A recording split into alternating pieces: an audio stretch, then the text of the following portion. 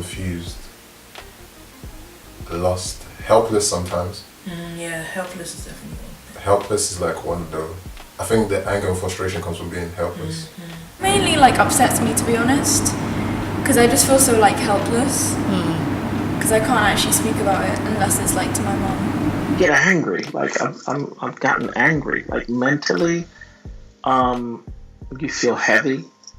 You know, you can use the word oppressed, but it's such an overused word. But you just feel heavy. You feel like mentally, like I have to, like here we go again. And it's like, where do we get to the point where we put labels on ourselves so much that we forget that this is a human being. It's just like, oh, that's this person from this place, and we just don't want them in. I always felt like I had to put on a mask when someone was staring at, it was like I couldn't be myself, because whatever move I make, whatever I say, I'm constantly being judged and analysed. You chip a bit of yourself away so you can get further in certain environments. Right. So, so maybe I'll have to leave because I'll be, you don't want to cry in front of these people that have just done that to you. And maybe that's what it is. Maybe it's the tears come because you're so angry, and then you work through it. I try to educate them. Okay. So I remain calm. I remain my mother's daughter, and I just try to say, actually, I was born here, Stretford Memorial Hospital, Trafford, and so I'll explain, almost like, actually, I never thought about it before, justifying, actually, how dare you? So actually it's probably a controlled anger. The masks you put on and hide behind, and I put that mask on of civility. From the rage. Well, the first thing is there's a sense of defensive, get on kind of a defensive nature, like, well, everyone's, I've got to protect me because no one's going to be for me in this space. So I go into defensive. And then after a while it then switches into, and this is a muscle because it doesn't always make it here, but it switches into the, well, look, if I'm in this space, then I need to represent. So it's almost like you turn yourself into this representative for the race, because you're in this space where no one is. So then you start acting accordingly, and you start, for me at least, I start being less of myself. I learned to fight. Oh, I'm telling you. When I was in Jamaica, I never had a fight in my life. Yeah. My aunt used to drum it into us. No, we don't fight. I We know. used to go to church. Only the kids who don't know better fight. Yeah. But when I came here and I was picked on so much, Yeah, that girl that beat me up when I went to school, and I think, they're going to kill me, or I need to learn to defend myself. They have to. So when we went to Wythenshawe, I started fighting back. Yes. Because I'm a part of the human race. I'm not black, I'm not white, I'm not orange, and I'm a part of the human planet. And I just want people to get that. It's a very isolating experience. Like yesterday I was in Catford, and I just wanted to ask this white woman where Bromley Road was. Excuse me, in my highest voice. The fact that I adjust my voices, do you know what I mean? I adjust my body language. Not because I'm not sure of myself, but because I know that in certain spaces, if I don't do that, I'm not protecting myself, and it's very easy for certain things to get to me. Do you know what I mean? So, my high voice, I was like, excuse me, and instantly she was holding this Just Do It bag. She was like, yes. And I was like, I just want to know where Bromley Road is. She was like, oh, it's just that one, yeah. And then she realised what she just done. Do you know what I mean? But for me, that's not my problem. I don't feel like a person. I feel like a thing. I feel like you think I'm a mugger, you think I'm some crazy person. I don't know what experience you just had a few minutes ago. You might have just met some insane person who probably just done an insane thing, and then I've walked along, same skin shade, same body type. Maybe that's the reason. But then when it happens day in, day out, it does have an effect on your sense of self. Yeah, I pick up on people's behaviours and whether or not I'm welcome and whether or not I'm not. I put on an armour of I don't care what you think of me, and that's fully a body armour.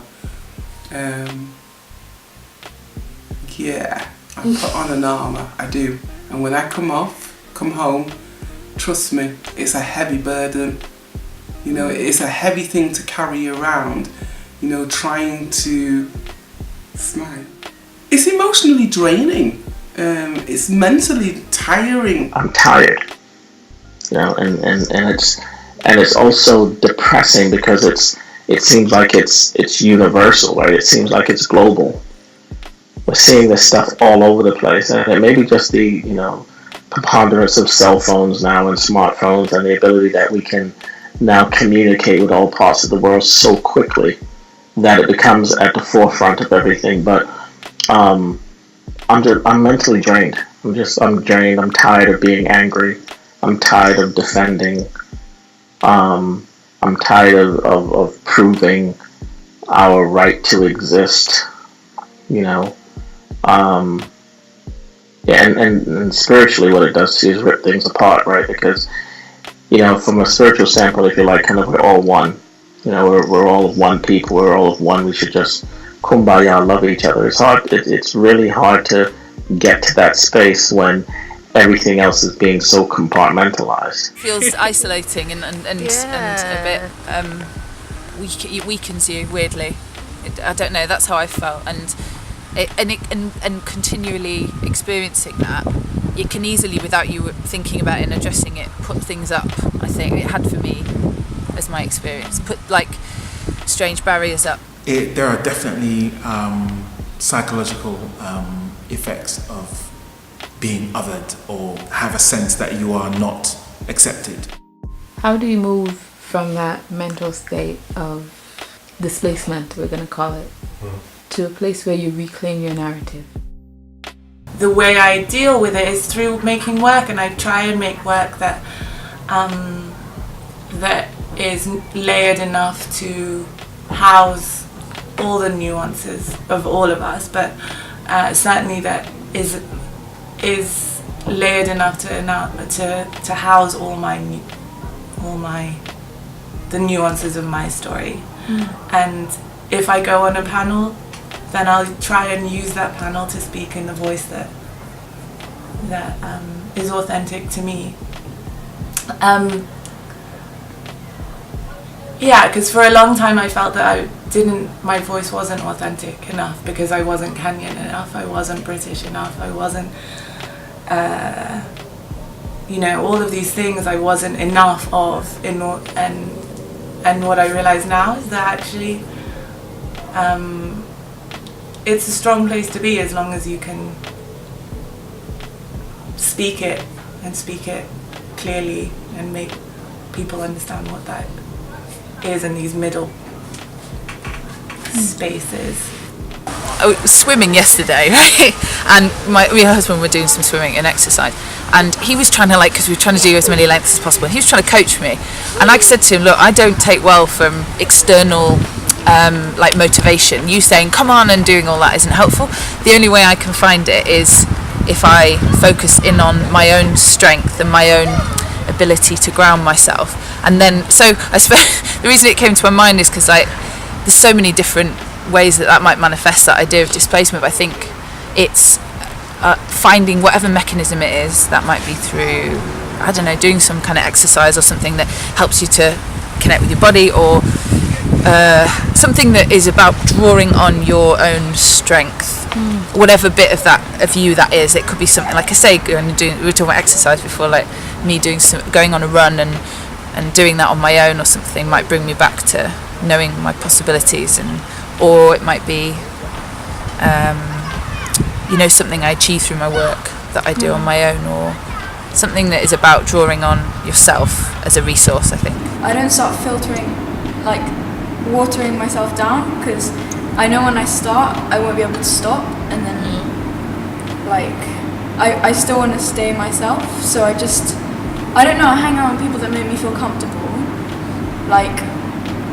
I know it's not the best, it's hard to be fighting all the time, sometimes you just want to let down your guard and hang out with people who don't make you feel like you're strange or something. I think it's actually going to these places and experiencing it for myself.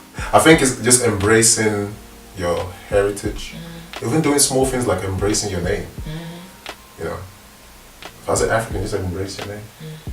Embrace that you don't, like sometimes, I think one of the good things I've learned in the last year or two is when my white friends say, "You sound so Af." I'm like, no, I am Af. Like, what do you mean you sound Af? I am Af. You sound so British. No, you are British. And I think when people have that surprise in their face, they're like, why are you surprised? What's the surprise for? And I think it's just using those things. Yeah, it's like Charlie says, traveling. And one thing I'm learning more to do is just read. Yeah. Read more African writers. Read more stories that have to do with narrative outside of Britishness, outside of Westernization, Western narratives. And I think most important for me, finding black narratives that it's not surrounded by Westernization. So it's not surrounded necessarily, basically post-slavery narratives of black. I'm always unapologetically black, and not in a way that makes other people feel uncomfortable. For me, it's about, if you're my friend, it doesn't matter what your background is, you need to understand that I'm pro-black. It doesn't mean I'm anti anything else. Yes. I'm pro-black, but it doesn't mean I'm anti-white. It doesn't mean I'm anti, it just means that, do you know what, I'm not going to quietly say Black Lives Matters just because there's a white person in the room. Because if you're someone who's engaged with me, then I'd hope that you think that too, and you'd understand the context from which that comes. And so, yeah, I just feel like, I do think it's difficult, and it's something that I feel I continuously grow into. But I think it's important that we can all feel that we can be ourselves. You're always going to have moments where you might feel less, you might not feel as strong as usual, or you might have your down days or your moments of doubt within yourself. And that kind of, I don't think that will ever go. Those experiences have really made me evaluate what it is to be who I am, and what it is that makes me feel displaced, and what it is that makes me feel at home with myself. And so that's why I've come to this concept that home is inside of me. And so it doesn't matter where I am, I have to always make sure that I keep that home strong and I don't let go, because that's when I'm at the point of real despair.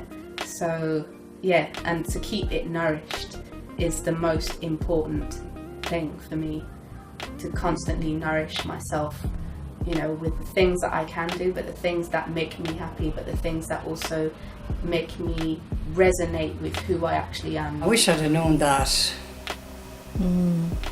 you know, 30 years ago, 40 years ago. I wish I'd have known that I carry my home inside of me. It's interesting. I think being other makes you more, what's the word I'm thinking of? What's the word I'm thinking of? Makes you more adventurous, I guess, because you really want to find out new things for yourself. And I guess that's the whole journey of identities, because you're creating something to say, this is me, and this is what I feel I am. I think your frustration builds to a point whereby you just stop doing anything, because you've tried to do so many things, or you tried to have conversations with people, you try to kind of come at it in different ways, and nobody's listening, that you just kind of just stop. I think it's when you begin to like disassociate them and you, in that sense of like, here's what they expect, but here's what you need to do.